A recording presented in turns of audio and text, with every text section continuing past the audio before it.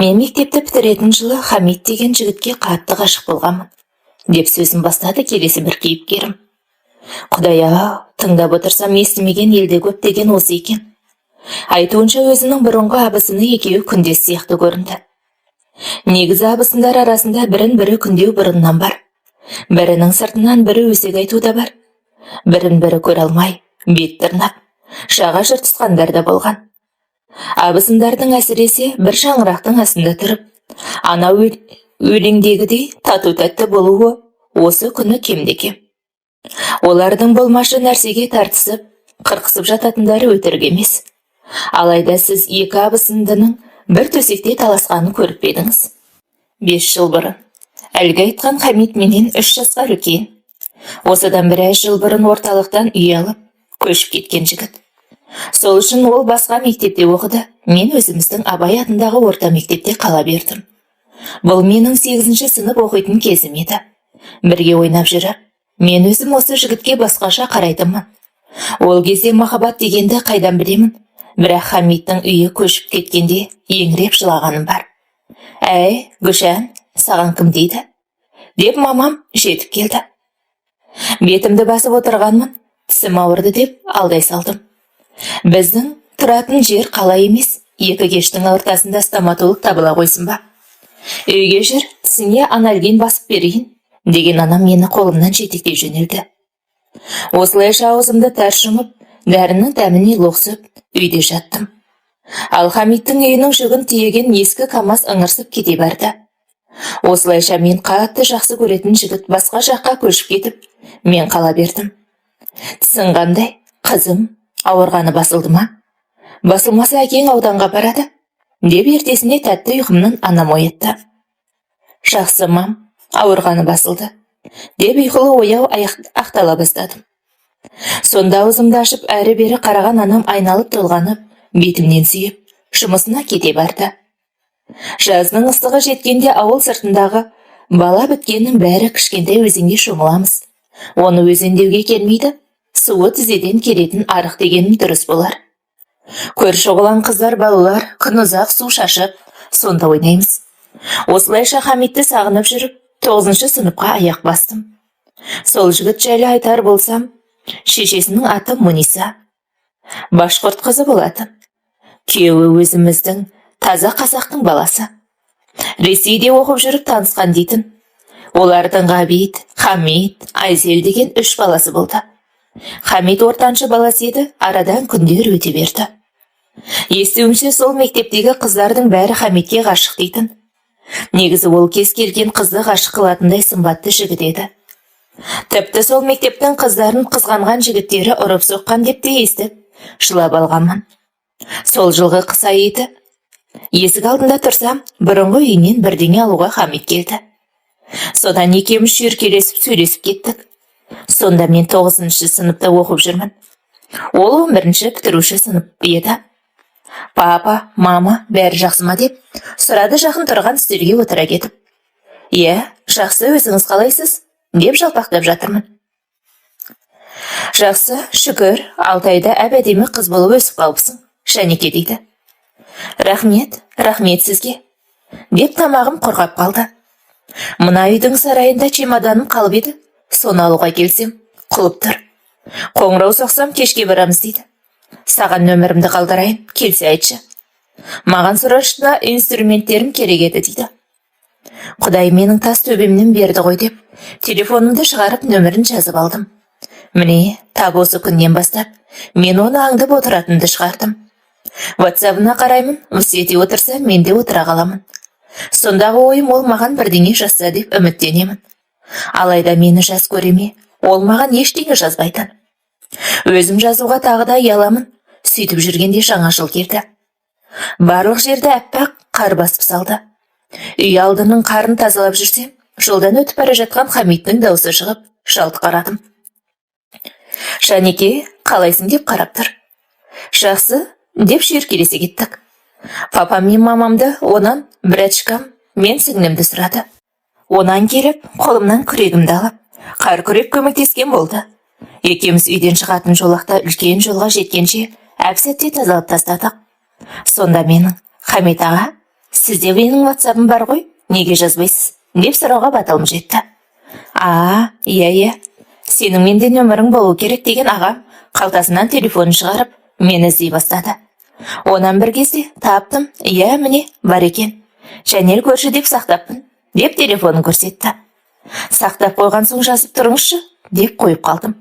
Жарайды, жаз десең жазайын, бірақ не жазамын деген Хамит маған алғаш рет біртүрлі қарады. Оның бұл көзқарасы басқаша еді. Екеуміздің көптен кездеспеген ғашықтар сияқты көздеріміз түйісті. Ал енді сол күні түнде-ақ ол менің WhatsApp'ыма қалайсың, Жанюка деп жазды. Мен де жауап жаздым. Не істеп жатырсың? деп сұрады. Отырмын деп жаздым. Не жаңалық? Папа мама қалай деп сұрады. Жақсы, бірақ олар тойға кетті дедім. Осы күннен бастап екеуміздің WhatsApp желісінде махаббатымыз басталды. Білмеймін, мұндайда махаббат деуге келе ме? Әйтеуір Хамитке деген сезімім күн сайын өршіп бара берді. Содан қолым босаса сөйлескім келе беретін болды. Қит етсе жазып қоямын. Тым болмаса бір смайлик жіберіп зып беремін. Сонан соң жауап келгенше тағатсыздана телефонға телміріп қараумен боламын. Әйтеуір 6 ай тоқтамай сөйлестік. Оның арасында қоңырау соғып, хал сұрасатынды шығардық. Жанюка, папа маманың көзінше сөйлескеніміз ұят болар, дейді. Жоқ, олар білмейді. Сіз маған жаза беріңіз, телефонымда код бар деп қоямын. Мен қалаға оқуға кетемін, деп жазды бір күні. Қай қалаға барасыз? деп сұрадым. Өзіміздің орталыққа, дейді. Сонда менің аузыма, мен де барам, деген сөз түсті, соны жаздым. Сен де барсаң жақсы болар еді? Сол күні не үшін жақсы болатынын ол айтпады. Мен де сұрамадым. Бірақ ертесіне ақ мамама, мен мектепте оқымаймын, оқуға кетемін деп шықтым. Сен оқу деп айтқан емес едің, аяқ астынан не болып қалды? деген анам таңдана қарады. Сыныпта бәрі кетейін деп жатыр, мен де кетем деп алдап соқтым. Әкеңе айтайын, қызым, не дейді екен? Сонан соң көреміз деген анам нақтылап ештеңе айта алмады. Өйткені біздің үйдегі барлық мәселені әкем шешеді. Анам кейде айқай салып отымызды басына көтергенмен, бәрібір соңғы сөзді әкем айтатын. Анамның жауап бере алмаған себебі де осы еді. Білмеймін, сен анау сынып жетекшісінен сұрасаң болмай ма? Еркек басыммен мен сұрайын ба деген әкем, естіген күні бәрін анамның мойнына жүктеді. Мына заманда оны білу түкте емес. Ата-аналар тобына жазған анам жауап алды. Қысқасы сыныптан 10 шақты оқушы колледжге кететін болдық. Оның ішінде мен де бармын. Осылайша Хамит екеуміз бір қалаға оқуға бардық. Бұл біздің арамызда онан сайын жақындатып жіберді. Алайда қалада бұрыннан оқитын сыныптастары бар. Онан өзімен бірге келген сыныптас қыздары бар. Олар біздің арамызға түсіп алды. Әсіресе Айзат деген сыныптас қызы Хамиттен айырылмай жабысып жүретін. Мен оны мұнда жүріп қызғанатымын. Соның кесірінен менің студент деген атым ғана болды. Басқа көрген білгенім Хамит ғана. Ал енді қалаға келген соң белгілі сөз салып, қырындаған жігіттер көбейді. Маған тиісіп қоймай жүр, дедім бір күні келген Хамит ағама. Сонда ол менен, кім тиісті? деп сұрап отырмады. Қала болған соң, солай ғой, бірақ алданып қалма, абай бол деп қоя салды. Мұнысына бір дейіп мен кеттім. Бұл маған үнемі жазып тұрады. Жиі ас ішуге кафеге шақырады. Бірақ неге ол маған сөз салмайды деп таң қалып жүрдім. Хамиттің жасы 17-де, менен 2 жас кіші 15-дегі курстас жігіттер сөз салып, қызық әңгімелер айтатын. Олардың не айтып, не сұрап жүргендерін білетін жастамын. Тіпті қаланың бұлатын ойлары нағылы жазып, бірдеңе сұрайтын. Бұл студент боп қалаға алғаш барған қыздың бәрінен сұралатын нәрсе деп ойлаймын. Бірақ қайтам. Сонымен қала колледжіндегі студенттік өмірім өтіп жатты. Айзат жайлы біраз нәрсеге қанықпын. Хамитпен көңілі бар екенін біліп жүрдім. Ендеше Хамит таңдау жасауы керек, үнсіз жүре берді. Мен негізі маған конкурент болатын бір қыз болса, оның осы Айзат болатынына күмәнім жоқ еді. Өйткені бұл өте әдемі қыз еді. Мұның соңынан оқу орнының талай жігіттері жүгірсе де, бұл қыз менің Хамитімді жағалап жүріп алды. Сол колледжде біздің ауылдан 2 қыз оқыдық. Ол басқа мектепке оқыған қыз. Алайда ауылдас болған соң екеуміз бір жатақханада тұратынбыз. Бір күні арамызда Айзат жайлы әңгіме болды. Айзат Хамиттің әскердегі ағасымен жүреді екен дейді. Төбем көкке екі елі жетпей қалды. Сонда да сыр білмеген болып, Үнемі Хамитке жабысып жүреді ғой десем. Болашақ жеңгесі болған соң қарайлап жүретін шығар. Мен Айшадан естім. Жақын көршісі ғой, білетін шығар дейді. Осыдан кейін сөніп бара жатқан үміт отым қайта тұтанды. Сөйтіп Хамитке жазғанымды жиілеттім. Осылайша сол жылы көктемде менің оған қолым жетті. Екеуміз қыз жігіт болып қол ұстасып жүре бастадық. Бірінші курстың соңғы күндері еді, бір күні Хамит мені пәтеріне шақырды. Екеуміз тамақ пісіріп жеп, әңгіме айтып болып отырмыз. Бір кезде телефоны шырылдап берді. «Иә, пәтердемін, келе бер» дейді әлде біреуге. Сөйлесіп болғанда барып, ол кім деп сұрадым. «Сыныптасым ғой» деп қоя салды. Мен оны сыныптас жігіт шығар деп ойлаппын, өйткені қалада оқитын құрдастары көп еді. Сөйтсем, Айзат кіріп келді. Орнымнан тұрып сәлемімді берсем, ала көзімен қарап өте шықты. Әбүйір болғанда сәлемімді алдау әйтеуір. «Бұл неге келді?» деп сұрадым Хамиттен. «Келсе дос қыз ғой, бірге оқыған» дейді. Онан әрі мазаламадым, мазалауға құқым да жоқ еді. Білмеймін, сол күні Айзат менен ұялды ма, әлде уақыты болмады ма, бір кесе кофе ішті де кетіп қалды. Ал 2 күннен кейін біздің ауылда қайнаған өсек гу ете қалды. Бірінші курсты аяқтап ауылға қайтайын деп жүрген кезім еді.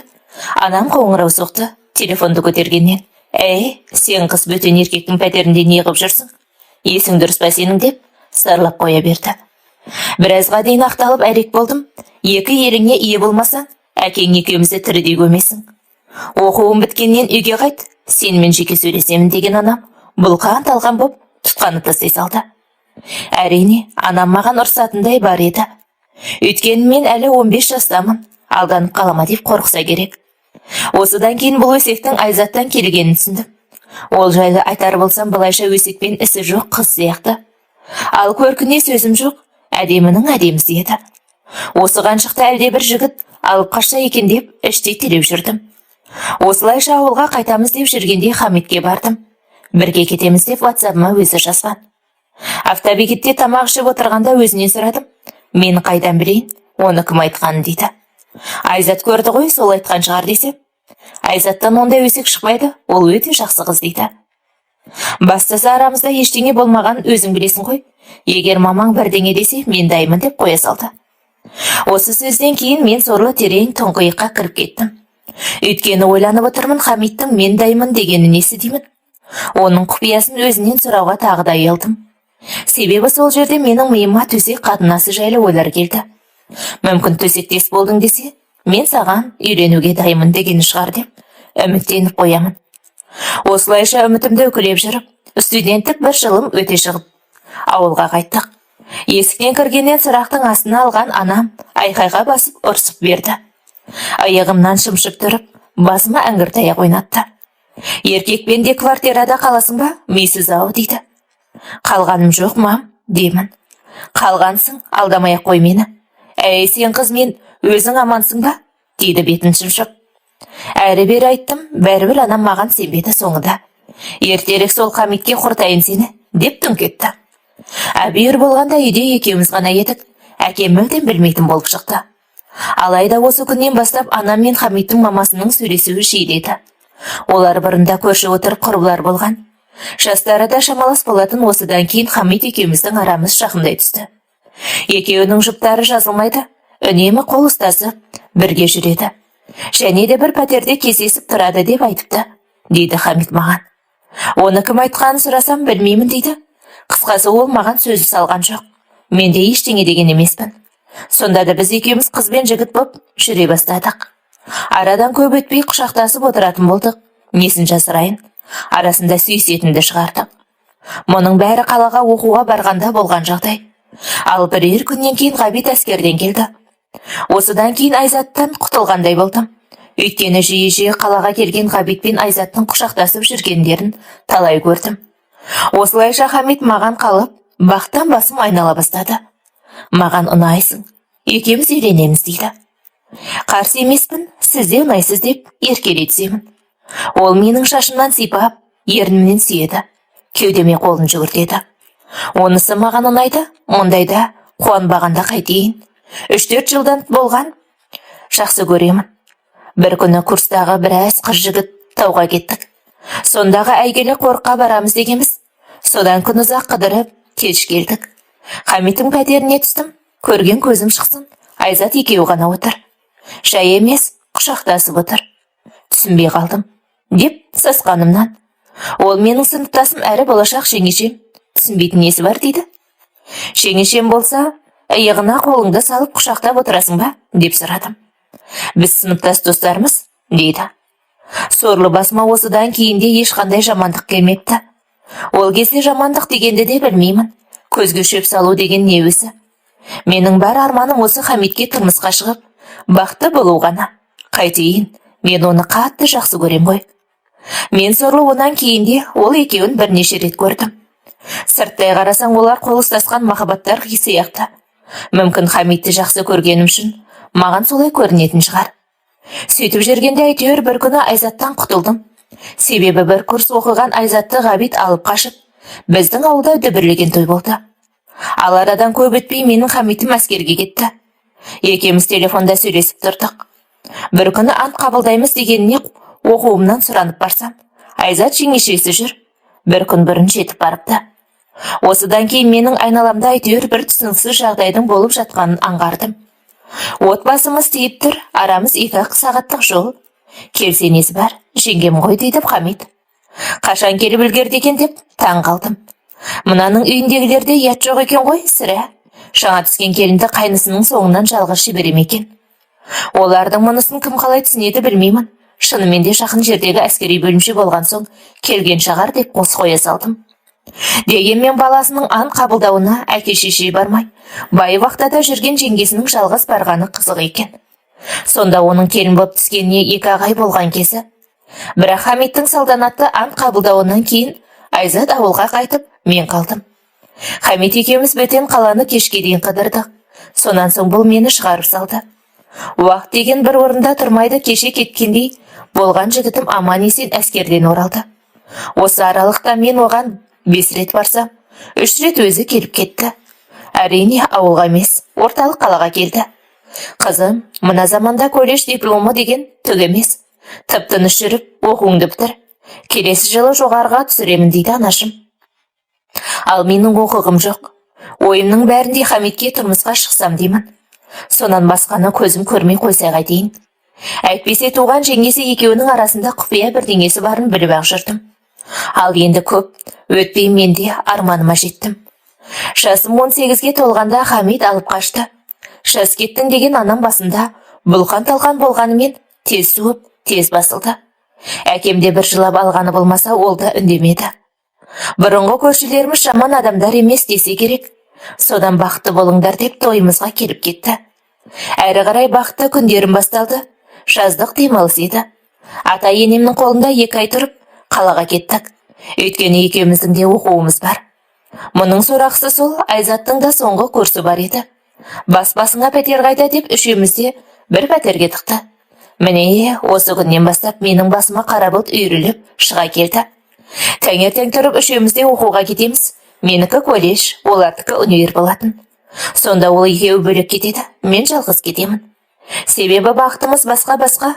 Бір күні атымызды ерткен енем қалаға келді. Денсаулығы болмай жүр, дейді. Ұзын сөздің қысқасы, атамның еміне ақша керек. Сендер өз күндерінде өздерің көріңдер дегендей қылды.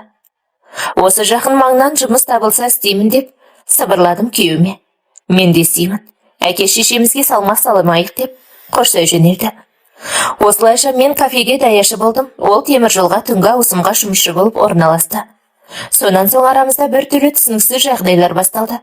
Айзат жұмысқа тұрмай ма деп сұрадым бір күні. Ол көтеріпті, 2 қабат екен, дейді. Кімнен көтереді? Ағам 2 айдай болды, жұмыста ғой деп сұрауға шақ қалдым. Бірақ сұрай алмадым, тілімді тістеп, үнсіз кеттім. Арадан 1 ай зулап өте шықты. Сабағыма барып келемін де, шай тамағымды ішпестен жүгіріп кафеге барамын.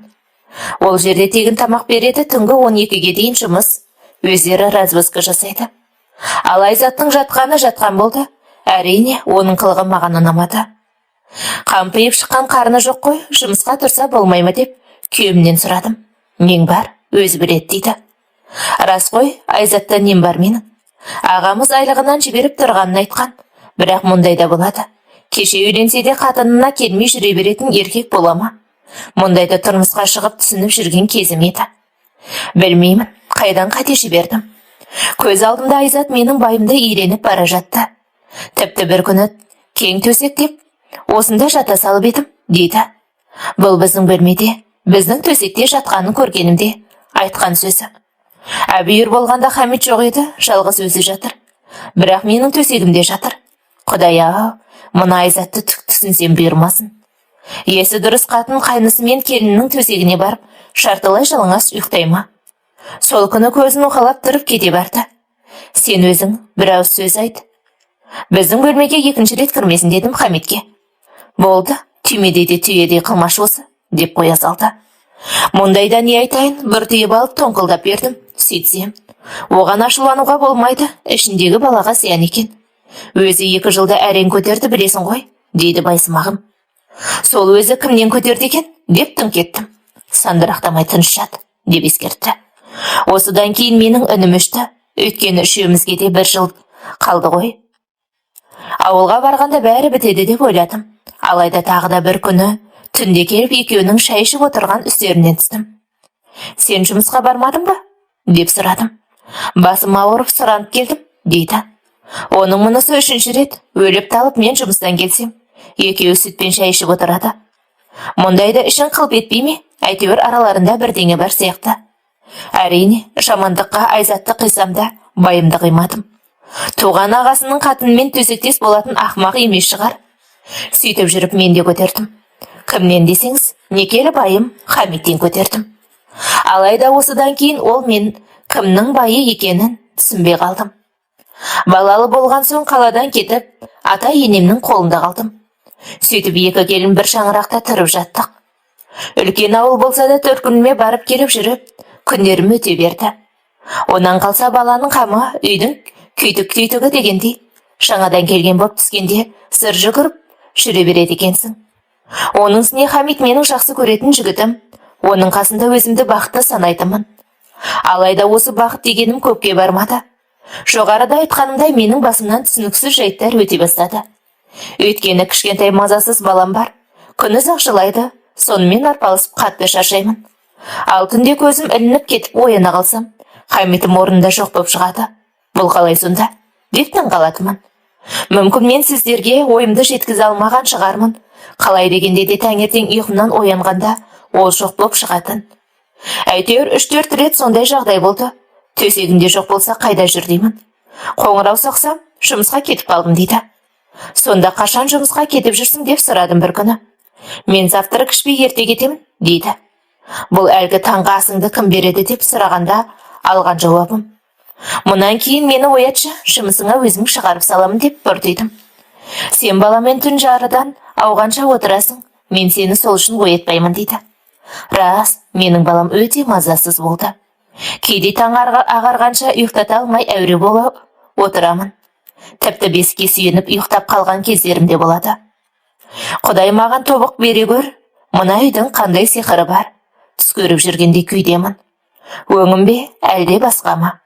Мен әлде босқа қызғанып, күмәнданып жүрме екенмін. Ал қайнағамыздың болса сол баяғы жұмысы үйде 15 күн болады да вақтасына құрайды. Сол кеткеннен мол кетіп 1 айда, кейде 1 жарым айда қайтып оралады.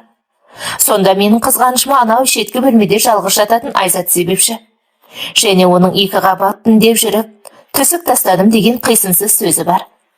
Мам, ағам алысқа кеткенше ауылда жұмыс істей берсе болмай ма деп сұрадым, енем екеуміз отырғанда. Ауылда жөні түзу жұмыс жоқ қой қызым, мына жұмысында жалақысы жақсы дейді. Әрі қарай 2 келін қадар алып, кредитке батқандарын айтты. Ағамыз соны төлеп жатыр екен, той береміз деп қомақты ақша алды деп естіп едім. Ал Айзатты байы қасында болмаған үшін кетіп қалама деп қорқатын сияқты. Енемнің сөзінен түсінгенім сол болды. Кредиттен құтылғанша сабыр берсін, жас келін бойы байы вақтада болғанға жалғызсырап бөтенсіреп жүр-ау дейді енем. Бұл да рас еді. Айзатты мына үйдің келіні дегеннен еркеті тай, қызы дегенім дұрыс шығар. Себебі ол басында бостандық, өз еркі өзінде жүрген келіншек. Қаласа ұйқысынан тұрмай түске дейін жатады. Төркініне барып 2-3 күн деп қыдырып келеді. Құдай-ау, мен оған мысық тілеп жүрдім. Ағамнан ажырасып, құрысы екен дейтімін. Күмән деген жаман екен, күн сайын күмәнім арта берді. Бірақ көзім көріп, қолым ұстаған жоқ, тілімді қысып жүре бердім. Бір күні баламды алып төркініме барғанмын. Анам 90-нан кеткен күйеуі апам бар, төсек тартып жатыр дейтін. Сол апасы қайтты деген хабар келді. Өлмейтін шайтан емес қой, көзі тірісінде неге бармадың деген әкем анамды бір сыбап алып бірге кетті. Жан, осындай жағдай болып қалды, бүгін үйде қаламын деп күйеуіме жаздым. Жарайды, маман келгенге де көңіл айтып барамыз, соған дейін жата бер дейді. Сөйтсем әжеміздің қайтқанын олар да естіген болып шықты. Бірақ маман келгенше жата бер дейді, ол қалай сонда деп таң қалдым. Ойбай-ау, анам 40-на дейін жатса, 40 күннен кейін барам ба? Оған дейін мен оны, ол мені сағынбаймыз ба? Мұндайда өзіңді керексіз адамдай сезінеді екенсің. Үндемей WhatsApp-тан шығып кете салдым. Сөйтіп жүргенде апта жатқан анам келді. Оған бір көлікке топырласып мінгесіп енемдер келді. Олардың арасында апта бойы іздемеген байым Хамит те бар еді. Ағамыз сол вақтада екен. Тағы бір айға қалыпты, әйтпесе осы аптаның басында келеді деп отырған. Ал енді қонақ келген соң белгілі қазанға ет асып күтіп жаттық. Хамит шығып, көлігін оталдырды. Терезеден көрдім де жетіп барып, қайда барасың? Деп сұрадым. Бір жерге барамын да келемін, дейді. Қай жерге десем, жауап бермей есігін жауып жатыр. Сен мені сағынбадың ба? Деп сұрадым жақындап келіп. Сағындым, өліп барасың ба, не болды дейді, жүріп кетті. Қорғаннан сығалап, соңынан қарап тұрдым. Қиылыстан бұрылып үй жаққа кетті. Ол үйде байы жоқтан күйлеп жүрген Айзат деген қаншық бар. Тап қазір жалғыз өзі қалған, бұл соған кетті. Сол күні ішімді иттірнап жүріп, қонақ күттім. Менің енем бар, қайнатамның апасы бар, көрші қолаңдар бар, біразы жиналған. 90-ға 3-ке келген болса да той қойып, деп көзін сығымдалған анама көңіл айтып жатты. Біреулері бұл жасқа жеткендер де бар, жетпегендер де бар, деп басу айтқан болды. Алай дүлей болып алып жүріп мен жүрмін. Күн кешкіріп қалғанда қонақтар жинала бастады. Мен де қайта берейін бе? Деп сұрадым енемнен. Сөзінің рас өтірігін білмеймін. Ертең мамаң мен папаңның коллективі келеді екен. Қалып көмектесе ғой дейді. Осы қатын әдейі істейтін сияқты бірдеңені біліп жүрген шығар. Әйтпесе 8 күн болды ғой, шаш жұбайлар деп ойланбай ма? Әлде бұлар менен бірдеңе жасырып жүрген сияқты. Ғабит қайнағам еркек емес, езба құрсын. Ертең Хамитті жіберіңіз, келіп алып кетсін деп қала бердім. Сол жерде қалтасынан телефонын шығарған енем, балам, бізді алып кет, деп Хамитке қоңырау соғып жатты. Осы жерде де мен түсінбейтіндей жағдай болды. Көңіл айтып келгендерді біздің қазақ есікке дейін шығарып салмайды. Есесіне тойға келейік деп келгендердің өздері шығып кетеді. Хамит сигнал басып мамалар шыққанда есік алдынан қайтып кете барды. Менен тіпті, сен де қайтасың ба, қашан қайтасың деп те сұрамады. Оны қойшы, ертесіне де Хамитімді сырғая күттім, бірақ ол бәрібір келмеді. Мен сорлы мұны да қанды іріңдей ішіме жұттым. Өйткені енем айтқандай мамамның коллективі келді. Онан әкемнің жолдастары келді. Бірақ олар кешегілердей көп отырмады. Көңіл айтты да жарты сағатта шығып кете барды. Мен сонда да Хамитті күттім, келер деген үмітпен күттім. Хамит болса хабарсыз кетті, сірә мен оған керекпін бе өзі. Сол күні өкпелеген болып мен оған жазбадым. Қоңырауда соқпадым, ол да ештеңе жазбады. Сонымен көңіл айтушылардың аяғы басылғанда баламды құшақтап өзім бардым. Бұл менің 10 күн дегенде келгенім еді. Кешкі үстел басында анау Айзат отыр. Мүмкін маған солай көрінген шығар. Сені кім шақырды деп мысқылдайтын сияқты. Осыдан кейін кім не десе де, мына үй маған қорқынышты көріне бастады. Себебі айналамның бәрі жұмбақтанып кеткендей болдым. Мына Хамиттің мектеп альбомын ашқым келмейді. Өйткені айналып келіп Айзатты құшақтап түсе берген суреті көп. Мұндайда қалай шыдайын? Сол күні кеште ақ Хамит екеуміздің арамызда кикілжің басталды. Себебі шаршап келдім деген байым маған көңіл бөле қоймады. Не бітіріп шаршап жүрсің? Деп тиісіп бастадым. Бетіме бажырая қараған Хамит жауап бермеді. Бұл үйленгенімізге 2 жыл таяғанда болған алғашқы ұрысымыз еді. Әнеу күні енемдерді тастап қайда барып келдің? Деп түртіп қалдым. Үлкен жолдағы ұстауға бардым. дөңгелек жөндеттім. Не болды дейді. Өтірік айтпа, сол күні таксимен келіп кеттім. Көлігің үй алдында тұрған еді. Деп өтірік айттым. Сонда маған біртүрлі қараған байым. Иә. Айтқандай сарайдағы ескі дөңгелекті алуға келіп едім. Сонда көрген шығарсың деп, кәдімгідей сасқалақтап қалды. Онысын байқағанда күмәнім онан сайын үдей түсіп. Өтірік айтып отырсың, сол күні сен үйде болдың. Басқа ешқайда бармадың, деп тоңқылдап бердім. Сонда сенің не айтқың келіпті отыр, дейді. Мұнысына не айтайын, көзім көрген жоқ. Бөлек шығамыз, Айзат бар жерде тұрғым келмейді деп айтып салдым. Қумай тыныш отыр. Тіліңе ие болып жүрші, деген Хамиттің түрі бұзылып кетті. Жоғарыда айтқанымдай бұл біздің ұрысымызды басы ғана болатын. Неге десеңіздер, сол түні Хамит теріс қарап жатып қалды. Онысын қалай түсінемін, үйленгенімізге 2 жыл толмаған. Төркініме кетіп, ол күнге келіп тұрмын. Түнде айқайламасам, күндіз айқайламайшы. Жап-жас келіншекпін ғой. Құрбыларым, біз 3 күнге кетсек, байларымыз қуып келіп, көкпарға қосады дейді. Менікі 10 күнде қыңқ демейді. Сенің менен басқа біреуің бар ма? Деп дүңк еткіздім. Әрине, ол біреу Айзат деп айта алмадым. Сандырақтамай жат енді дейді сол түні. Ертең үйіме кетемін, деп сыңсып жатып ұйықтап қалдым. Бірақ кеткенде қайда барамын, ажырасу деген оңай мекен. Егерде кетіп қалсам, бұл соңымнан бармаса қайтемін. Өткен 10 күнде іздемеген бай, ажырасамын деп кетсем іздей қояма. Әкем кері қайтарып қуса, бұл соңымнан бармаса, басым салбырап қайтып келсем, кім боламын? Және де әкем менен не болды деп сұраса, не айтамын? Жеңгесімен жатып жүрдем бе? Осыны ойлағанда өз ойымнан айнып қалдым. Бір сөзбен айтқанда мен сорлы не істерімді білмей, қатты қиналдым.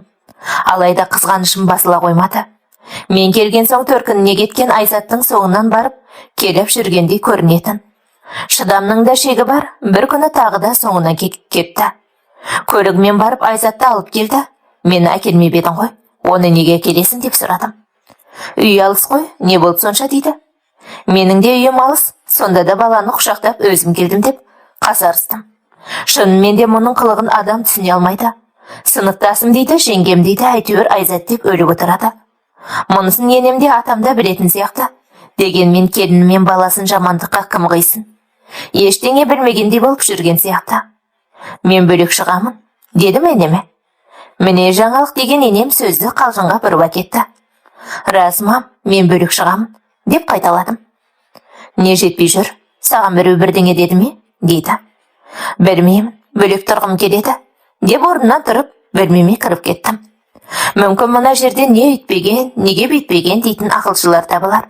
Бірақ басымдағын мен өзім ғана білемін. Айтайын десем дәлелім жоқ, айтпайын десем мыналардың қылықтары біртүрлі. Ал енді сол күні ақ кешкі ас басында отырғанда енем өзі сөз бастады. Шәнеке жан, төркінің сағынып жүрген сияқты. Құдағайға қоңырау соғайын, үйіңе апарып кел. Балам, 2-3 күн сонда болсын. Құдаға қарасын дейді баласына. Әне айтпадым ба не? 2-3 күн сонда болсын, құдаға қарасын дейді. Анамның марқұм апасының 40-на кететінін естіп отыр. Соған мені жібермекші. Мұнысы сырт көзге төркініме жібергенде көрінгенмен, арғы жағында астары бар сөз. Демек Айзат пен Хамиттің арасында бір кәкірдің барын мына қатында біледі. Егерде осылай болса, онда үлкен ұлының кінәраты бар, анық болғаны.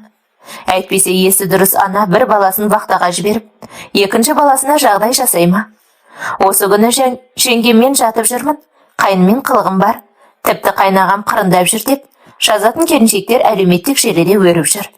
Керек десеңіз күйеуімнен көрмеген қызықты қайнатамнан көріп жүрмін деп құпиясын ақтарғандар да бар. Ұзын сөздің қысқасы жақынымен жақындасқан жағдай менің де басыма келіп кетті. Өйткені сол жылы көктемде ақ Айзат пен Хамиттің үстерінен түсуге шақ қалдым. Алайда бұл жерде де аздап кешігіппін. Малғындардың бірі душқа қашып кірсе, бірі киініп шығып үлгерді. Осыдан кейін мен оларды аңдып бастадым. Екеуінің соңдарына шырақ алып түстім. Ал аңдысқан жау алмай қоймайды деген бар емес пе? Шілдеге жетпей алып тындым. Міне, тап осы күннен бастап, менің Хамитім Айзат екеумізге ортақ байға айналды. Сол күні түскі ас дайындап жатқанымда есіктен кірген енем. Жанек, Айзат қайсысың барсың? деп дауыстап тұрды. Аяғын шешпегеніне қарағанда асығыс сияқты. Алайда Айзат бөлмесінде еді, оның шығуы екі талай. Сыланып, аузы басын шүртетіп бояғаннан басқа жұмысы жоқ. Мен оны жаман көргенім үшін немесе күдіктенгенім үшін айтпаймын. Ол расымен де сондай келіншек. Көшеміздегі дүкенге баратын болса да ернін боямай шықпайтын әдеті бар. Сонда енемнің 3-ші рет қайталап шақырғанына қолымдағы картопты тастай салып, «Мам» деп жетіп бардым. Мінейдің шешесі қисайып қалыпты, мен сонда барып кіріп шығайын. Өздерің тамақтарыңды ше беріңдер дейді. Міней деген біздің көшенің арғы басында тұратын, өздері араласып жүрген келіншек. Соның кәрі шешесі қайтыпты, соған кетемін деп тұр. Барыңыз, барып келіңіз мам, деп ас бөлмеме зып бердім. Содан терезеден үңілсем, ауыл қатындары өтіп барады екен. Енем де соларға қосылып кете барды. Арадан көп өтпей шоулығым желпілдеп, мен де дүкенге тарттым. Сондағы ойым тамаққа салатын ұсақ түйек бітіпті. Әкеле салсам дегенім еді. Ал енді сонан қайтқанда көргенім жоғарыдағы ұстадым дегенім болсын. Сол күні балама 1-2 тәттілер алдым да, үлкен қорғаннан кіре бердім. Қазір мене қошақаным ұйқысынан тұрса қолына ұстата салам деп қоямын. Сөйтсем ашық тұрған ас бөлменің терезесінен анық көрдім. Байсымағым Айзаттың артынан қапсыра құшақтап алған, құшырлана шашынан иіскеп тұр. Қақпаның есігі жабылып тәпішкемнің тыртылдағанын естіді. Екеуі де жалт қарады, оны көрдім. Сонан соң Айзат қазан басында қалып, Хамитім зып берді, оны да көрдім. Жүрегім зу деп барып, аңтарылып тұрып қалыппын. Айзат болса дым болмағандай буы бұрқыраған қазанды былғап, тұзын татып көріп жатыр. Мына жынды ұйықтап жатыр еді ғой, деймін байымда. Мен кіріп, камзолымды кигенімде бұл сілелеп жатқан. Қашығын оянып үлгерген. Әлде мұны Айзат оятып алдым екен. Әйтпесе балам екеуі шымдай батып, ұйықтап жатқан еді ғой. Сонда мен аңырап барып біраз тұрдым да, атып үйге кірдім. Байым душта салдырлатып жуынып жатыр. Есігін итеріп кеп жіберсем, аузында тіс шөткасы жалт қарап. Не болды? Азанмен жұлқынып, дейді. Ас бөлмеде не істеп тұрсың? Деп баж ете қалдым. Не істеппін? Деп теріс айналған күйеуім тісін жуа берді. Сол кезде ас бөлмеден жеткен Айзат шаңқ етті. Жалт қарадым. Не айтқың келіп тұр? Деп сұрап, онан ваннаның есігінен үңілді де. Екеумізді ас бөлмеде көріп, мынауың арам ойға кеткен шығар. Дүкем деп тұр ғой дейді. Мен сендерге мынау емеспін, дедім де бөлмеме кіріп жатып алдым. Соңымнан Хамит кіріп айнаға қарап сүртініп жатыр. Сол аралықта балам оянда қалтамдағы тәттілерді қолына ұстаттым. Баланың алдында айтқым келмей тұрғаны, әйтпесе сенімен жақсылап сөйлесетін уақыт келген сияқты дейді. Онысына үндемедім, баламды жетектеп ваннаға бардым. Бөлмеде қалып киініп алған байым шығып жұмысына кете барды. Міне, тап осы күннен бастап біздердің үшеуара аралдасқан айқайымыз басталды. Мен ас бөлмеге ыдыс апарып жуғышқа салдым. Соған еңкейгенімде көрген шығарсың. Айзат екеуміз қатар тұрғанға құшақтап тұрғандай көрінген шығар, дейді түнде құлағыма сыбырлаған байым. Жоқ, олай емес. Сен оны қапсыра құшақтап, мойнынан иіскеп тұрдың. Көзімен көрдім деймін мен оған. Қысқасы сол түні не айтсам да Хамит ештеңені мойындамады. Бірақ мұның сорақысы сол, кешкі ас басында көңілсіз отырғанымды байқаған енемде, атамды ештеңе демеді. Тіпті жылаған көзімнің іскенінде көрініп тұрды. Олар дымды болмағандай отыра берді. Сол күні үндемей отырып ас ішіп, үнсіз тарастық. Түнде Хамиттің айтқан сөзі анау бет бақтырмай мойындаған жоқ. Мен сорлы үйде ешкім жоқта қақпадан кіріп, 10 рет қараған шығармын. Әрі де қараймын, бері де қараймын. Ас бөлмеде қатар тұрған екеуін қайта-қайта елестетемін. Олардың айтқандары қисынға келмейтін сияқты. Өйткені бірінің артында бірі тұр ғой. Онысын екі көзім анық көрді. Егер олар қатар тұрғанда бірі көрініп, бірі көрінбес еді. Әттең, күдігім болса да, ойымда қулығым жоқ қызбын. Әйтпесе қақпа сыртында тұрып сығалап қарағанымда еді. Тым болмаса телефоныма түсіріп алғанымда еді. Сонан соң әрі-бері жақындатып қарап, бәлкім құшақтап тұрғанын көрер медім, деймін. Бұл енді не болса да өтті кетті. Мұндайды кім болса да жалаңаш төсекте ұстап алмағанша мойындамайды. Сол үшін нақты айғақ керек, бірақ айғақ тапқанымда соңы не болады? Хамиттен басқаны көзі көрмейтін нағыз сорлымын. Осы жігітті деп мына үйдің отынан кіріп, күлінен шығып жүргенім жоқ па? Алайда осыдан кейін менің өмірім 180 градусқа өзгеріп сала берді. Жабулы қазанды жабулы күйінде қалдырайын деп шештім. Бірақ қолымнан келгенше аңдып жүремін деп ойладым. Егерде Айзат екеуін төсекте ұстап алсам, анау қаншықтың көтіне шоқпасамын. Үндемеді деп басын деп жүргенімде жаз келді. Екіншіме жүкті болып, қарным шығып, такси көзім басталды. Бірінші баламда мұншама қиналмап едім. Екіншімде жаныма батты. Сәл нәрсеге жүрегім айнып, лоқситынды шығардым. Бітпейтін көк жөтелмен бітпейтін түшкірік қатар басталды. Мұрнымның суы жаңбырдай тамшылайтын шығарды. Обалдарына не керек? Енемде, атамда, байымда сыр жүгірді. Сұрағанымның бәрін әкеліп аузыма тосты. Бірінші балам енемнің қасына өтті. Сөйтіп жүргенде бір күні қайнағам төбе көрсетті. Әлемнен хабарсыз бұл ақымақ Еуропаға набыр жинап жатыр екен. Мен Польшаға кетемін деп қарап отыр. Осы жұмысың жақсы деп қайнатам қарсы болғандай сөйледі. Менің соңы аздап тартысқандай болды. Яғни баласы кетемін деді, әкесі бармайсың деді. Сол жерде өзінен өзі енем аңырап берді. Оған өшірініңді, көзіңді сағымдамай деген. Қайнатам көзін алартып сіркетті.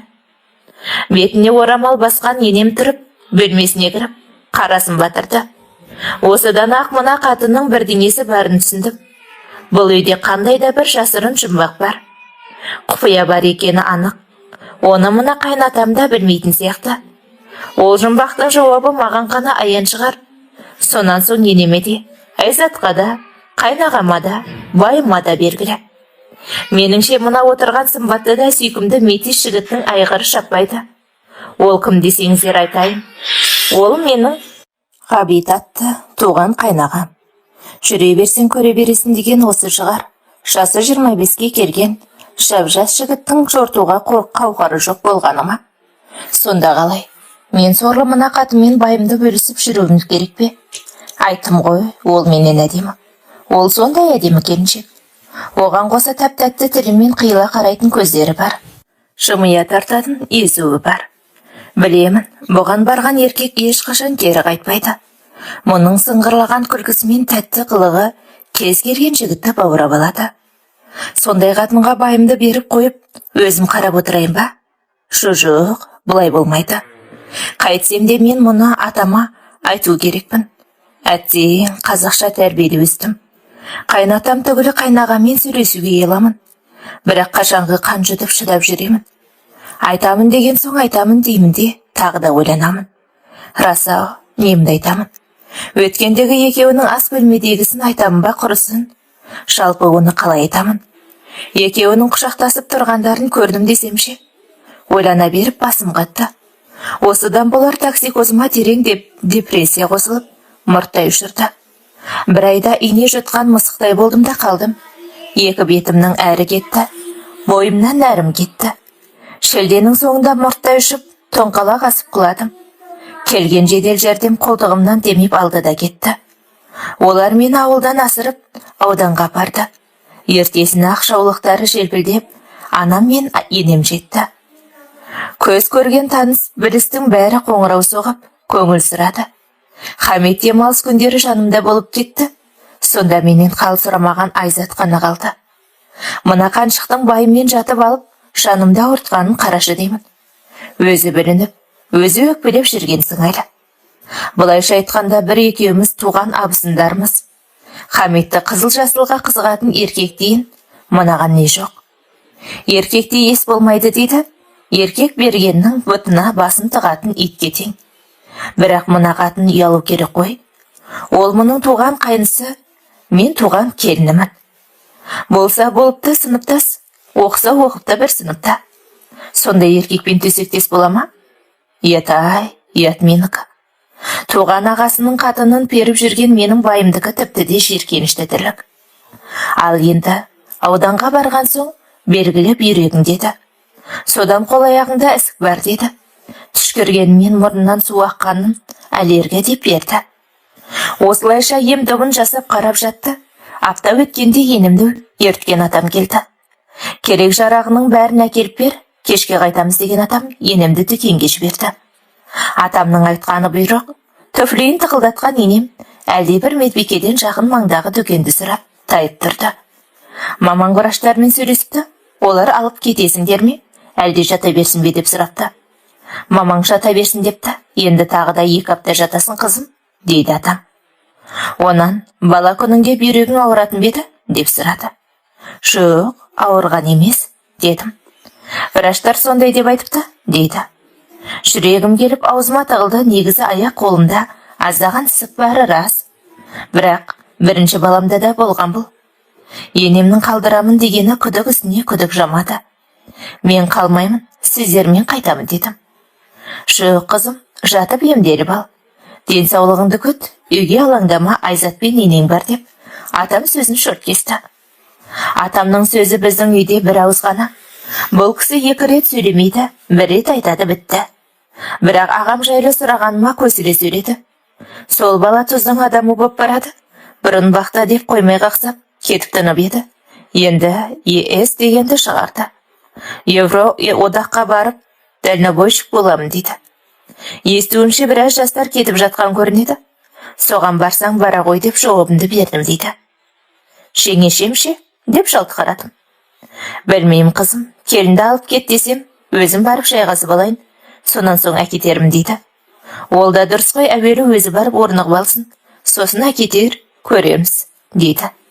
Әрі қарай ештеңе сұрамадым, не деп сұраймын. Жас жұбайларды бірге жіберіңіз деймін бе? Екінші балаңның төсегіне ортақтасып жүр деймін бе? Мұндай сөзді қайнатаңа қалай айтасың? Әйтсе де енең жұмыстамын, үйге де келін керек. Шанерке босанса баламен әуре боп қиналады. Сол үшін Айзат қала берсін деп айтты. Деген қайнатам өзі сөйлеп өзі қойды. Осыдан кейін ақырған еркек пен ақылды қатынды Құдайдың өзі қосатынын түсіндім. Өйткені бұл үйде қанша жерден қайнатам шешеді десем де, мұнаның бәрі енемнен келген анық. Айта берсем әңгіме көп, менің өз үйімде де осындай. Әкем басшы дегенмен, соңында анамның айтқаны болады да тұрады. Айналып келіп қуғатын еркектің аузын ұрады. Құрысын, енем мен анамның топырағын бір жерден алған ба дерсің. Сол күні ұсақ түйек әкелген енем келгенде атам кетуге асықты. Жол нашар, қараңғы түспей ауылға жетіп алайық деп көлігіне кетті. Сиқырланып келіп айналып толғанған енем амандығымды тілеп соңынан ерді. Осылайша мен қалдым, олар кете барды. Аз емес, тағы да 2 апта жататын болдым. Құдая, осынша жатқанымнан пайда көрсем екен. Сол баяғы жүтер, сол баяғы түшкіру болды. Арадан 2 күн өткенде қайнағамды Польшаға кетті деп естім. Барсын, бара ғой. Түріңде сол поляктарға ұқсайды. Мүмкін ағайындарыңды тауып аларсың деген атам батасын беріп, шығарып салыпты. Мұны естігенде мен де қарап жатпадым. Телефоныма түртіп, күн санап жаттым. Сонымен Айзаттың 2 қабат болғаны рас болса, түсіп тастағаны қаншалықты рас. Мүмкін қайнаған вақтада кезде көтеріп қойып, әдейі аборт жасатқан шығар. Әйтпесе аяқ асты неге түсігі тастады екен? Бұл жерде 2 түрлі жорамал бар. Біріншісі қайнатамнан қорқан болулары мүмкін. Өйткені ол да еркек қой. Баласы вақтада жүргенде келіні көтерсе, енемнен ысқырыш жасамай ма? Ал егер олай болмаса, екінші жорамал қайнағамнан қорықты. Өзі жоқта қайтыны көтерсе, ол да сұрақ қояды. Егер де екінші жорамал болса, онда қайнағамның дені сау, айғыры кісінейді деген сөз. Бірақ олай болса, енем неге үндемейді? Әй, туған ағаңның қатынымен жататын жынды болдың ба? Шеніне жүр демей ме? Әлде енемде ештеңе білмей ме? Міне, мен осылай ойға батып, емханада жатқанымда тағы да бір түрлі хабар келді. Күн сәскеде қоңырау соққан анам қалсырап болып, ертең Хамитті барады дегенге ала кет десем, олар әуелі облысқа барады екен, сонан соң саған кіреді екен дейді. Кеше кешқұрым ертең барамын деп Хамит жазған. Онан қоңырау соғып, енемді айтқан. Келер деп отырсам, мамам олар деп тұр, соны түсінбесем керек. Олар болғанда кімдер, мам? Деп сұрадым. Күйеуі мен абысыныңның аты кім еді? Әлгі облыста универден бірдеңе алады екен. сосын жұмысқа тұрады екен дейді. Жеңешем сертификат алмадым деп жүрген, соны алатын шығар, деп өзім жуып шайдым. Рас өтірігім, кім білсін, осы сертификат алмадым дегенін өз аузынан естіп едім. Жалпы Айзаттың шыны қайсы, өтірігі қайсы білмейсің. Ол өзі жан жақты мастер келіншек. Мұны естігенде онан сайын бұлқан-талқан болдым. Ертең таңмен тұрып, облыс орталығына барады. Онан түс қайта маған соғады. Көз алдымнан нелер өтпеді деңіз. Екеуінің тырдай жалаңаш құшақтасып жатқаны келгенде қаным басыма шапты. Бірақ амал нешік, іштей қызғаныш жеп барады. Бұл менің ішімдегі балаға зиян. Сонда да келсінші, бұл жеткізіп беттеріне айтып тастаймын деп жатым. Әрең дегенде таңдатырдым. Ал түс қайта тағатсыздана күткен байымның көлігі келіп тоқтады. Терезеден сығалап қарап тұрдым. Құдай-ау, айтпадым ба не? Түс қайтқан кезде көліктен түскен Хамит қолына пакет ұстап, қорғанға қарап келе жатты. Артқы жағынан Айзат шығып, көзілдіргін киіп, жан жағына қарап алды да, менің байымнан соңымнан ере берді. Содан кейін екеуі қатарласа жүріп, емхананың есігіне беттеді. Мұндайда қалай шыдайсың? Егерде мені ішкі түйсігім алдамаса, мыналардың екеуін бірге жіберіп отырған енем-ау деймін. Негізі бәленің бәрі сол қатында жатқан сияқты. Әлде татар ма, башқұрт па? Оларда сенің қатының, менің қатыным деген жоқ па? Жоқ бекен. Енем атасы басқа, ресейлік қой. Татарстанның башқұрты ма сондай? Өзінің айтуынша башқұрт пен татар көршілес отырған Ресей ішіндегі екі ұлт. Башқұртты білмеймін, алайда қатын алсаң татардан деген сөз бұрыннан бар. Мен осы екеуін түсінбей өліп кететін шығармын. Бұл екеуі сонау универден бері осылай жүреді. Қол ұстасып қосақтасып жүргендерін бірнеше рет көргенмін. Ол кезде Айзат мұның әскерге кеткен ағасының махаббаты, сол үшін қорғаштап жүреді дейтін. Ал енді қазірше, ағасы шет елге кеткеннен екеуін қалаға жіберіп қойған енем қандай адам. Өзім зығырданым қайнап тұрғанда медбике қыз келіп, сіздің күйеуіңіз келіп тұр, барыңыз дейді. Кешіріңіз, күйеуімнің жалғыз өзін кіргізуге бола ма деп сұрадым. Жоқ, сіз шығуыңыз керек. Мұнда бөгден адамды кіргізуге болмайды деген қыз маған таңдана қарады. Содан үстіме халатымды киіп, аяғыма тәпішкемді ілдіріп шыға бердім. Ашуға булығып ұзын дәлізде әрең келемін. Менің байымның мұншама басынғаны несі? Үндемейді деп білгенін істеп жүре береме?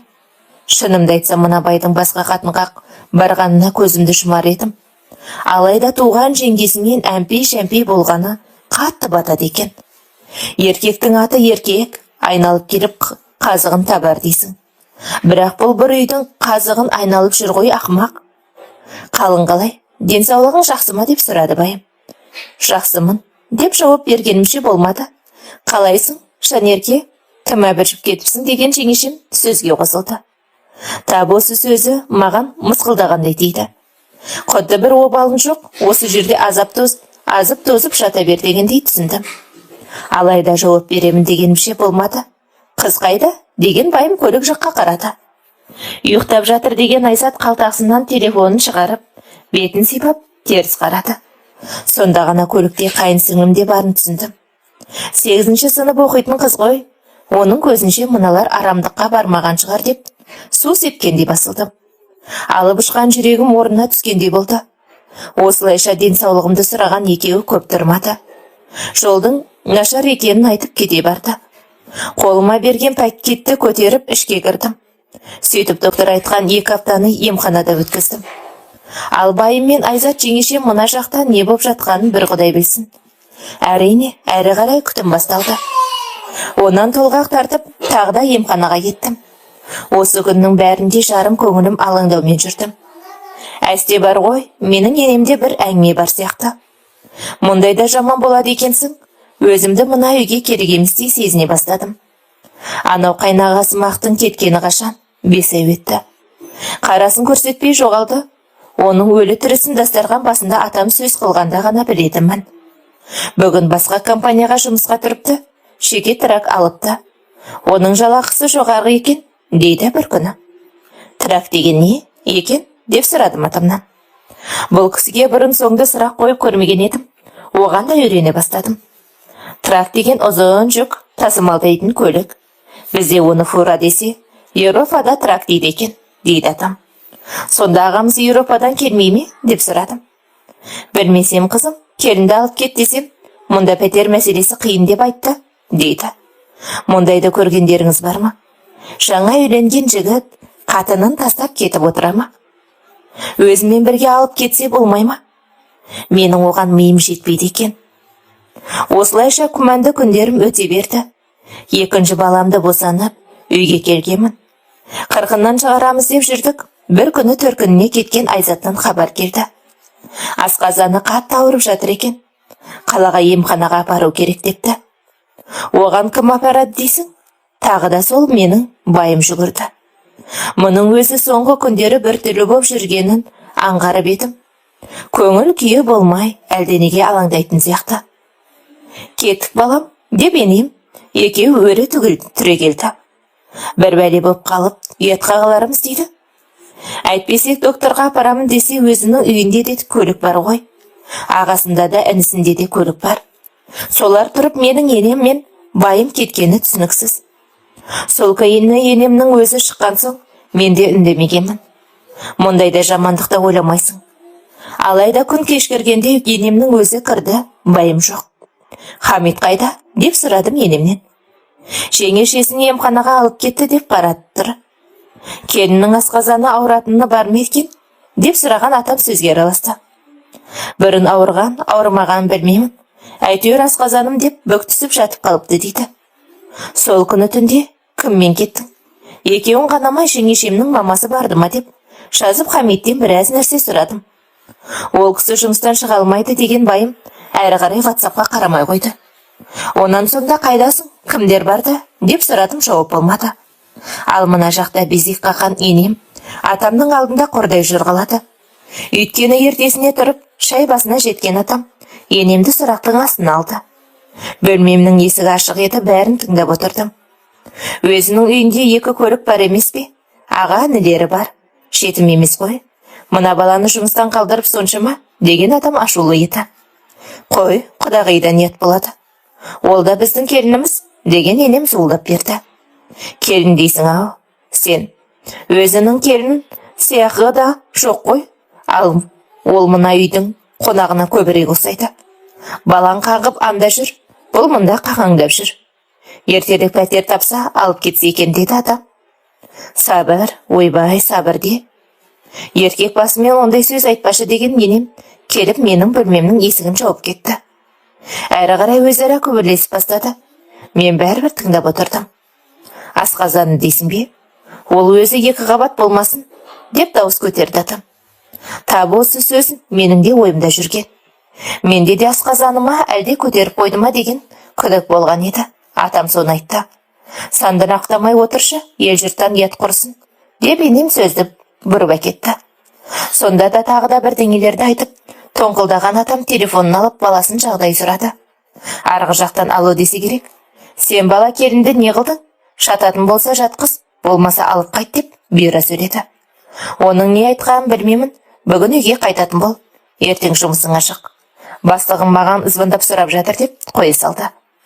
Сол күні ақ менің байым үйге келді. Атам айтқанда келмей көрсін.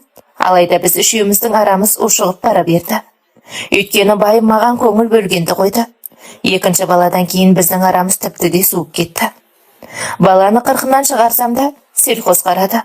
Жақындағысы келмейтінін байқадым. Бұл қылығын қашанғы шыдайын. Ұрыс басталды, сол сенің некелі байың бола тұра қарамаса қасірет екен. Сондағы айтатыны, шаршап келдім, настроением жоқ, жұмыста чүпі болды, дегеннен аспайды. Білмеймін, менің орнында басқа қыз болғанда қайтер еді. Мен төзіп жүре бердім, бұл енді айтуға да ұят. Төсек құмар жеңілтек емеспін, бірақ барлық нәрсе өз орнымен болғаны дұрыс қой. Оның үстіне Айзатқа деген күдігім болса қайтейін. Менің қиялымда барлық нәрсе барып, Айзатқа тіреліп қала берді. Сен бала жұмысыңды істе, мені жексұрын қып біттің, деді адам бір күні. Байымның айтатын анау болды, мынау болды дегенде әңгімелер. Хамиттің басыға атамның досы болатын. Сол кісі хит етсе атама айтатын болды. Сөйтсем жұмысқа кеттім деген байым бармайтын сияқты. Сонда бұл қайда барып келіп жүр? Және де Айзат төркініне кеткенде қала ма? Сондай сияқты. Қысқасы осы қатыннан бәлеге қалдым. Үйіне кеткен күні Хамит жұмысқа бармайтыны анық болды. Сен баланы түсінбей жүрмін. Бүгін неғып жұмысқа бармадың деп сұраған атам таң қалды. Қойшай, басқа бір жұмысы шыққан болар деген енем араша түсіп кереге бастады. Әрең отырғанмын. Қайда барып келіп жүр, мен де білгім келеді деп айтып салдым. Туғаны осы екі ұл, мен жей бермей тыныш отыр деп енем сіркетті. Дұрыс айтады, таңертең кетті, кешке келді. Бірақ жұмысқа бармаған. Сонда сен қатын қайда болдың деп балаңның сұрамай келінге не деп отырсың? Деген атам үстелді бір ұрды. Хамиттің жауабы сол баяғы бір сөз. Анау кеп қалды, мынау кеп қалды дейді. Әйтеуір біз танымайтын біреулердің атын айтады. Содан жұмысқа бара алмадым дейді. Сен қатын үлкен келінге айт, ертең ақ үйге қайтсын. Шетелге шығатын құжаттарын дайындалсын деп тапсырған атам үстел басынан тұрып кетті. Хамит атам әңгіме бастағанда шығып құрған. Енем екеуміз қалдық. Бала болған соң достары бар, келеді, кетеді. Соншама жекіп он есей, дейді атамның соңынан міңгірлеген енем. Сонан соң маған алара қарап, Айзатпен санасып керегі жоқ. Ғабит орнығып алғанша әрең ұстап отырмын. Мен оған сол үшін үндемеймін деп, ыдыс аяғын жуып, жинап, тұрып кетті. Осы күннен бастап біздің үй қақ жарылды десем де болады. Себебі енем баласы екеуі бір жақ, мен атам екеуміз бір жақ боп шыға келдік. Атамның Айзатты қаламайтынын байқап жүрдім. Расымен де Айзатқа қарағанда маған сенім артатын. Кейге де ішіндегісін айтып, ақыл сұрайтын. Сонда атам мені сөзге тартып бірдеңе сұрамақшы. Болатынын сезетімін. Сөйтсем менің атам әуе бастан-ақ әлденеден күдіктеніп жүреді екен. Алайда Айзат келінін сырттан біреумен сөйлесіп жүр деп ойлайды екен. Ал енем өз баласын тықпалап жүреді екен. Мұндай да болады екені ғой. Қызым, осы келіннің сидаңдап жүрісі ұнамайды. Ят деген бармау? Деп 100 грамдатып келген атам бір күні айтып салды. Үндемей отырып тыңдай бердім. Қазақтың сонша қызы жүріп, мына қатынға жолықтым-ау, балалық дейді. Сонан соң тағы да 100 грамды тартып жіберіп, анау жүгірмекке ертең ақ қайт демесем болмайды. Мына келін маған жақсы ат әпермейді, деді де үйден шығып кетті. Ештеңе түсінбей мен қалдым, не айтамын? Айзаттың мына балаңмен жүр деймін бе? Ол екеуін төсекте жатқандарын көрген жоқпын ғой. Осыдан кейін біздің үйден береке кетті. Еуропадағы баласы кел дегеніне келе қоймады. Қит етсе енем араша түсіп шыға келетін болды. Хамиттің жұмбағынан мен де шаршадым. Ішімдегі күйік өзінше бір әлем болды. Жеңешеңнің құшағынан аман сау келдің бе? Бала шағыңды ұмытып кетпесең болар дедім бір күні. Шапалақпен жағымнан салып қалды. Мен де қарап отырмадым, баламның ойыншықтарын лақтырдым. Үйде екеуміз ғана едік. Біраз айқай болды. Айзатпен бірдеңең бар ма? Деп жабыстым. Ештеңем де жоқ, дейді. Бар деген соң бар, деймін. Кенді де үйден шығып кетті. Сен туған жеңгеңе барып жүрген намыстысың, ол арсыз қатын деп, соңымнан айқайладым. Кішкентай бала күнімде әжем болды еркектің далаға қашқаны ең жаманы деп айтып отыратын. Менің байымда сондай болды, әкесі сөйлесе де, мен сөйлесем де шығып қаша жөнелетін. Сол күннен бастап мына үйдің аурасы өзгеріп шыға келді. Түгелде көңілсіздік жайлады. Төмен қарап мен жүрсем, тым сырайып байым жүрді. Енем әлденені байқаса да дым білмегендей боп ол жүрді. Осыдан кейін бұл үйде мен сенетін жалғыз адамым атам ғана болды. Мен кетемін, дедім тағы да бір күні. Не дейді? Дедігін атам таңдана қарады. Мен кетемін, деп қайталадым. Неге? Не үшін кетесің? Кім дейді деп сұрап жатыр. Сонда да мен бейбақ ештеңе айта алмадым. Көзімді сығымдап тұрып кеттім. Бірақ сол күні кеште ашуға булыққан атам Хамит екеумізді шақырып, сұрақтың астын алды. Мұнысы өте бір қызық жағдай. Келінге қол көтеріп жүрсің бе? Деп сұрады ұлынан. Жоқ, деді. Менен сұрады, мен де не айтарымды білмей төмен қарадым. Құшағыма жатпай жүр деймін бе? Ият құрсын. Әйтпесе атам екеуміздің де бірнеше рет қайталап сұрады. Соңында мыналарың қызық екен деп иығын қысып отыра кетті. Біздің әулетте ажырасқан деген болмаған, сандырақтамай жүріңдер деп шығарып жіберді.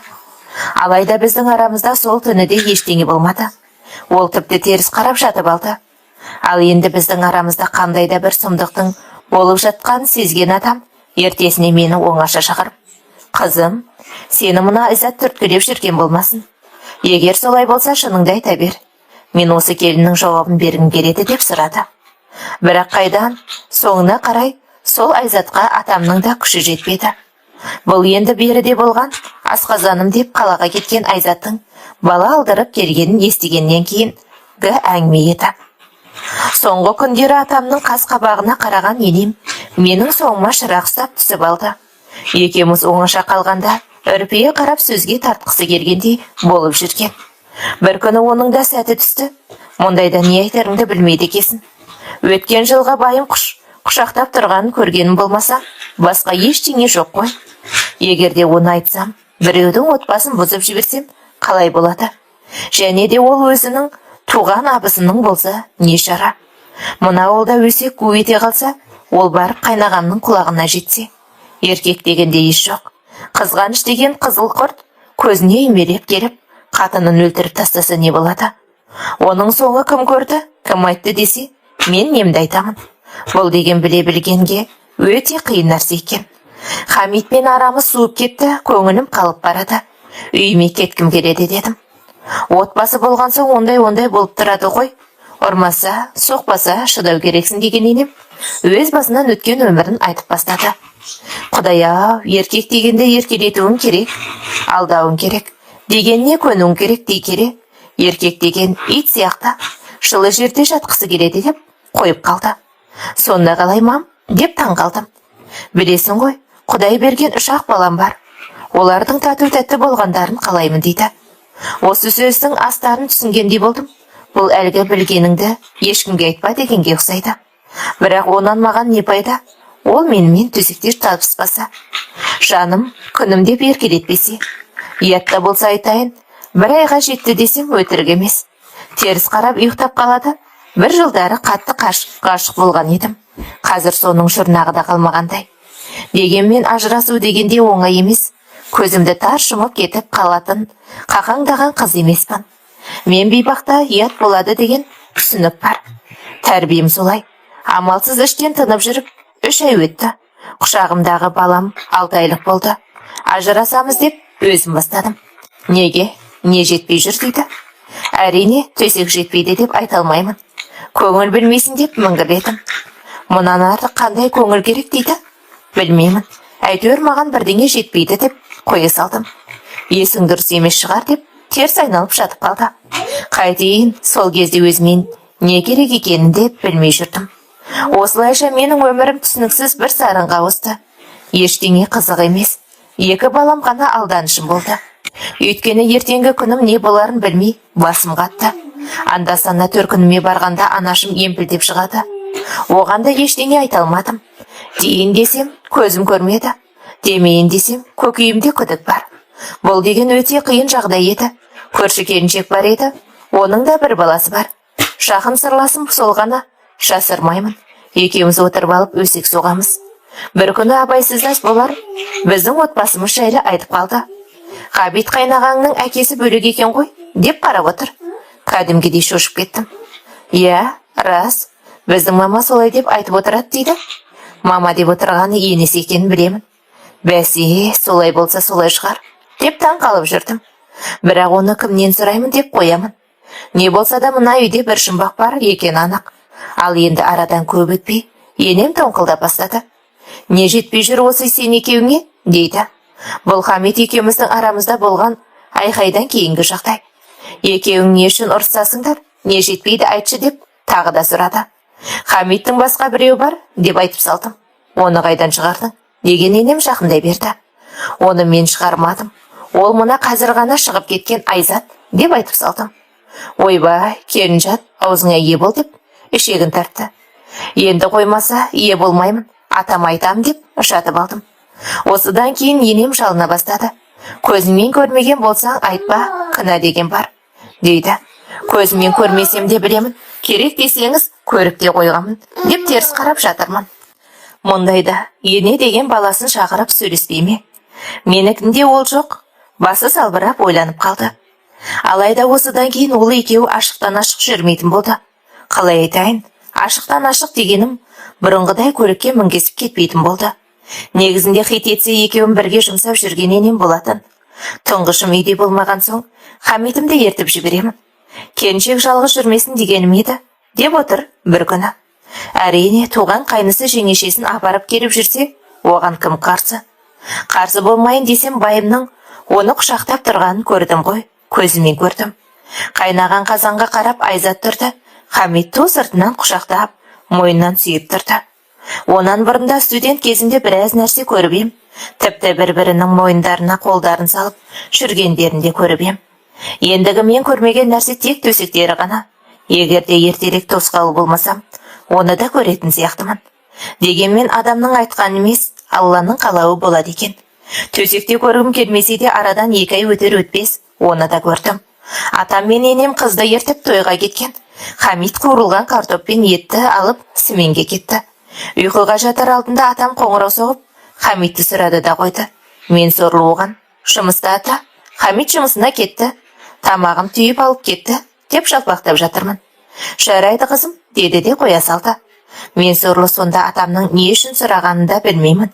Оны сол күні таңда білдім. Ұйықтап кеткен екемін, 2 балам 2 жағымда пысылдап жатыр. Таң қыла бере өзімен өзім оянып кеттім. Сөйтсем Айзаттың бөлмесінен ыдыс шыққандай болды. Мына қатын әлі ұйықтамаған ба деп, телефонымды алып қарасам, сағат таңғы 4 екен. Ойымда түк жоқ, сонда телефон шығып біраз жаттым.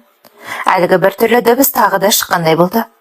Содан жатын бөлмемнің есігін ашып, дәліздің соңына қарап біраз тұрдым. Әлдененің сықырлағандай даусы шықты. Шынымды айтайын, тап осы жерде де ойыма арамдық келмеді. Әйтпесе байымнан күдіктеніп ақ жүрген кезім. Кереуеттің дауысы сияқты деп қоямын. Қызық екен деп аңтарылып біраз тұрып, аяғымның ұшымен аяңдай бердім. Бірақ есіктен Айзат шығып қалып, неғып тұрсың деп айтама деп қорқыптатып барамын. Әй тоқта, мынау төсектің сықыры ғой, бұл кіммен неғып жатыр? Сонда ғана бағанағы атамның қоңырау соғып, Хамитті сұрағаны есіме түсті. Сол жерде жетіп барып, дәліздің жарығын қосып қалдым. Сықыр-тықырдан үні өшті. Жетіп барып есігін итердім, іштен іліп алған. Жеңше, аш есікті деп айқайладым, үн жоқ. Алайда терезенің ашылып жабылып тықырлағанын естідім. Тіпті үй сыртында жүгірген аяқ дыбысын да естідім. Бұл Хамит екені анық еді. Сорлымын ғой. Әлде аңқаулығым ба? Жатым бөлмеме кіріп, басыма орамалдымды байлап, ауланың жарығын қосып шығамын дегенімше, қақпа сыртынан көрдеп оталған көлік жүріп кетті. Басыңа орамал байлап, нең бар деші. Міне осыдан кейін айқай шықты. Жеңеше, аш есікті деп жетіп келдім. Байымен жатып жүрсе де, мен оған жеңеше деп жүрген ақымақпын сонда. Не болды? Дейді басын қылтитып. Шығып кеткен кім? Айтыңыз деп сұрадым. Білмеймін, ешкімді көрген жоқпын. Сандырақтамай кетші деген Айзат есігін тарс жапты. Бұл бізді күшік кезімізде талап тастаған. Сонағы универде оқып жүргенімде, кімсің? Айзатпын еді.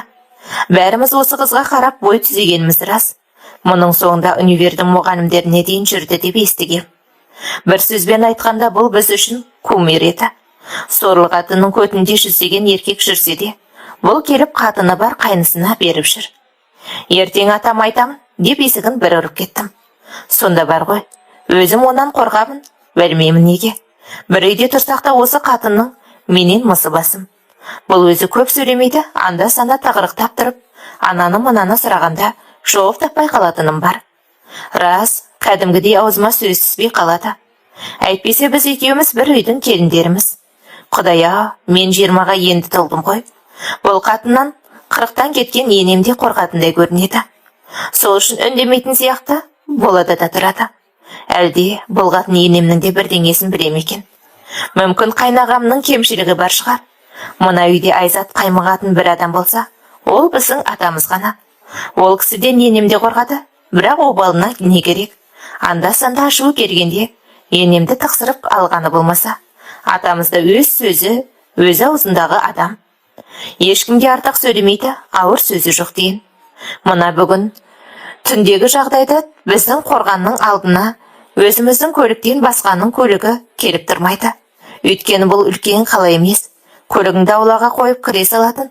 Бұл ауыл. Ауылда бөтен көлік бөтен адамның есігінің алдында тұрмайды. Ал енді мұндайдан кейін қайдағы ұйқы болсын. Көзім бақырайып жатып, байыма қоңырау соқтым. Көтермей қойды. Ауыл сыртындағы жұмысына жетпеген болар, арсыз неме. Арадан бірер минут өтіп, тағы да соқтым. Таң атпай не болды, дейді. Не болғанын сен айт, десем.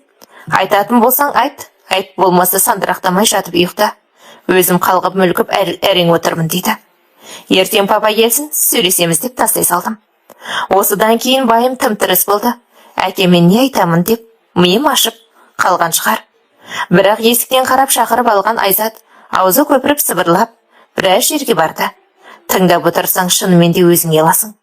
Көзің көрді ме? Көрген болсаң айтсай, дейді. Сықырын естім деймін. Есі басқатын. Сенің кереуетің сықырламай ма? Ол деген ағаш қой, деп қояды. Қысқасы қорықтым ба, әлде жастығым ба? Осыдан кейін тағы да ойға қалдым. Қайтейін, тағы да көзім көрмеді. Ғайбаттап жатқан жоқпын ба дей осы. Миыма қулықта келмеген. Басым меңзең, қандай жолы бар мұның? Ертесіне дым көрмегендей жұмыстан келген байым. Түн ішінде не деп жүрсің? Деп сұрады. Сенсің, десем ойындамайды. Ал шай басында отырғанда атама айта алмай қиналдым. Не деп бастау керек екенін де білмеймін сонда. Жастығымнан болар 20-ға енді толдым. 2 бала туып алып, қорбап жүрмін. Кейбір құрбыларым әлі тұрмысқа да шыққан жоқ. Алайда сол түні байыма ұрысқан болып, сен болмасаң, ендеше жеңгеңе басқа біреу келіп жүр деп айтыс алып, соңынан тізерлеп отырып шалындым. Шалынбай қайтейін, мұны естігенде әдемі күйеуімнің түрі бұзылып, түтеп кетті.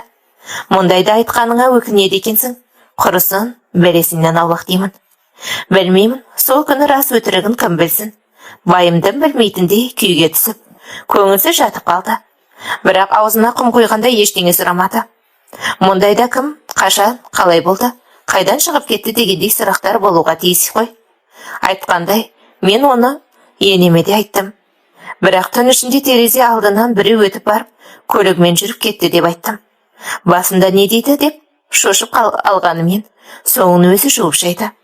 Негізі көп келіндерге ене деген сырлас қой. Менің енем мүлде басқаша еді. Менікі әлде бірдеңені жасырып жүретіндей болатында тұратын. Тағы бір жоспарымды айта кетейін.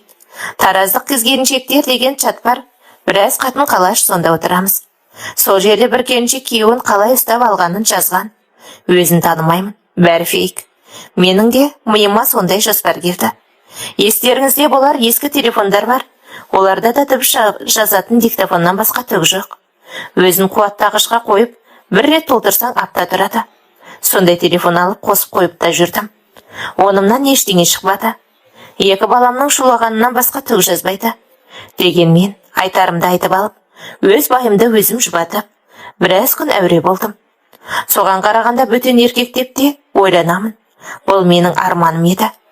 Кім болса, ол болсын, Хамит болмаса болды деп жүрдім. Сөйтіп жүргенде қолын сындырып, қайнағам келді. Ешкім күтпеген, ешкім ойламаған жерден келді. Бір себептермен оң жақ иығын сындырып алыпты. Тап соның не болғанын да сұрамадым. Есесіне келгеніне қуандым. Өткенде айтқанымды ағама айтып қойма деп байыма. Айтпасам болмайтын шығар, деп қояды. Мен ақымақ оның осы сөзіне де сендім. Ойланамын, әлде бұл мені алдап жүр. Немесе Айзаттың мұнан бөтен бір еркегі бар деймін. Ақымақ болғаным осы екен, кәдімгідей айтып қойма деп шалынып жүрмін ғой. Сөйтсем енем оларды тағы да қалаға жіберді. Онысы Айзатқа шет елге шығуға виза дайындау деген сылтаулары еді. Тап осы сөздерін естіп кетер деп, мен де қуанып жүрдім. Онымен дайын болған құжаты жоқ, қалаға бірнеше рет барып келіп қоя салады. Ал ауылда 20 күнде жүрген ағам қайтып кете барды. Мұның қызығы сол Айзат жеңешемді көтері қойды. Мыналардың қолығын сонда ғана түсіндім. Ғабитжаны иығы ауырадымыз, сол үшін жеңешесін Хамитжан апарат келеді екен. Бірақ қайнағам құжат деп отырмай, тайып тұрғанда, Айзат бала көтерген болып шыға келді. Мұны атаңа нәлет қатынның қоян болғанына дерсің. Әрине, мұның бәрі алдын ала жоспар болғанын ол кесе қайдан білейін. Бай шетелде жүргенде қатыны 2 қабат болса, жұрт жағаларын ұстамай ма? Мына жерде байы келді, бірақ қайнысынан көтерді. Демек қайнағамда кінәрат бар. Оны атам білмейді, енем біледі. Айтыңыздаршы, мен бейбақ осыдан басқа не ойлайын? Менің ойымша тап осылай қайнағам жарамсыз. Айзатты алып кетейін десе қорқады. Сол үшін Хамитке тастап жалғыз кетіп жүр. Дегенмен, көресіңді көрмей, көрге көрмейсің деген. Алдағы күндері нағыз шайқас басталды. Мұнысы енді тіпті де сұмдық, шағаң достарсың. Өйткені бір байға таласқан екі қатын қырқысып бастадық. Оған бір бүйірден келіп, енем қосылды. Осылайша 3 қатын болдық. Тілімнің ұшында жүр, тек айта алмаймын. Айтайын десем көк көрпенің астында ұстай алмадым. Ол екеуіне енеңнің өзі жағдай жасап отырса, қайдан ұстайсың? Мұның соңы тіпті де ушығып кетті. Естімеген елде көп деген осы екен. Бірінші бөлімнің соңы әңгіменің жалғасы бар. Әңгіме ұнаса лайк басып, пікір қалдырып, жақындарыңызбен бөлісе кетіңіздер.